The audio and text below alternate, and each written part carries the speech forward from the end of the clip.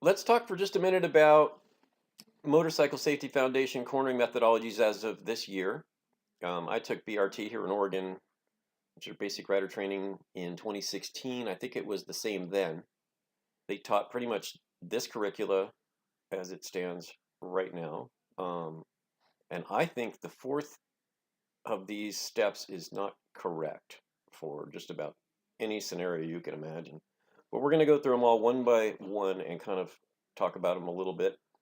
The first thing you do is slow, and I think it's great advice, man. You do not want to go taking corners at 100 miles an hour. You have to slow down before you get there. And MSF recommends doing 80 to 90% of your braking before you actually turn the bike in. That is before you counter steer the bike in, intentionally or otherwise, do your braking up top.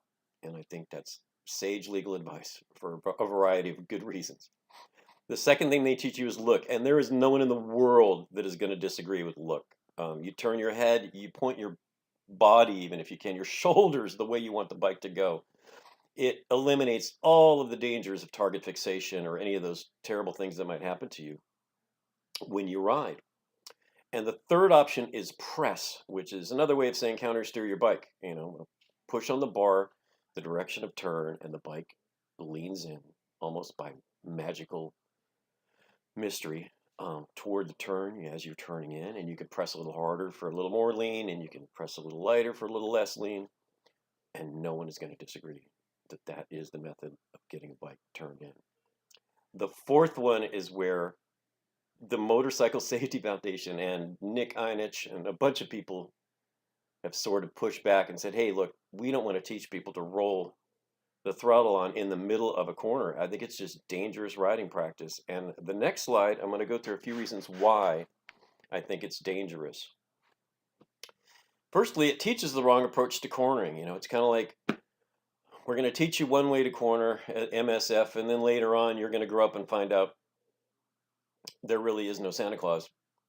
Uh, and you're going to learn that you really want to be decelerating all the way up to the apex if you can, and then when you hit the apex, apply throttle to get out of the corner. As a matter of fact, what we notice in motorcycling is when we roll the throttle, the bike tends to stand up on its own. It doesn't need a lot of help to come up out of a counter steer. In fact, you almost have to push the bike back down if you want to counter steer under throttle, right? There's competing forces happening.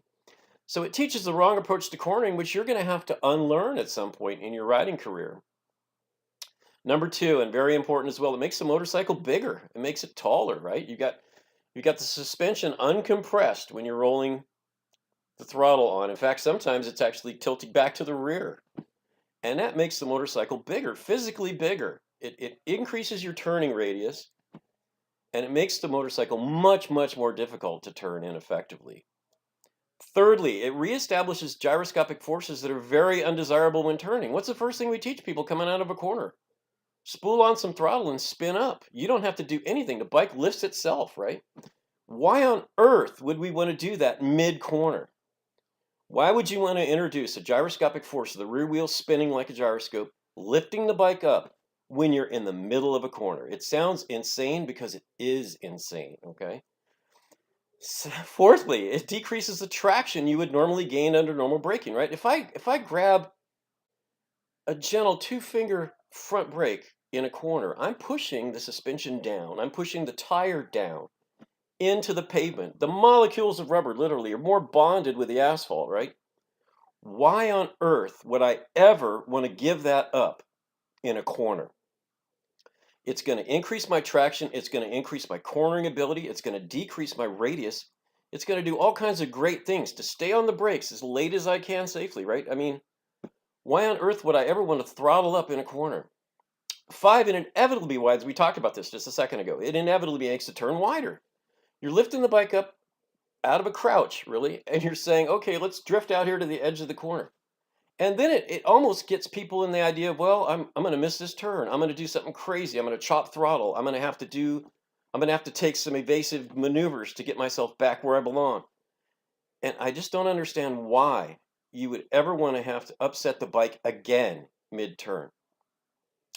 And 6, it's hugely subjective. When you tell somebody, you need to maintain some throttle in the corner. Well, how much is? I'm on a Gixxer 600. How much throttle is that? Is it 0.75 millimeters of throttle? I mean, how much? What does it sound like when I'm, it gets you thinking about stuff you don't need to be thinking about when you're in a corner, man.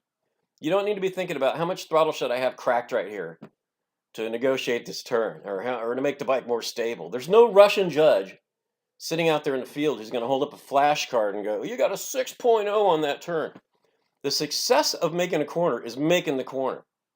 Don't worry about what it looks like, how funky it looks when you go in funny, when I mean, they've got you concerned with stuff that doesn't matter.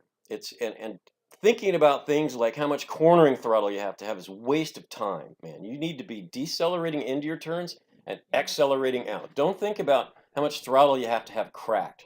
It's nuts, it's insane, and it needs to end.